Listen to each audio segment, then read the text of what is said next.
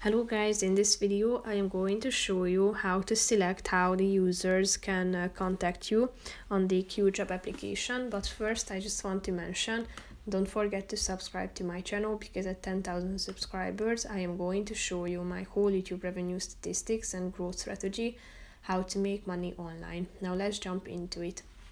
First of all, open the app on your phone. Then click on the profile button down below in the right side corner of the screen. Then tap on the third option, notifications, at the top. Scroll down to the how users can contact you section, and here you can select from 3 options, such as by phone, and then you can select whether you would like them to contact you only on weekdays or only during working hours. And here it is indicated that it ranges from 9 a.m. to 5 p.m.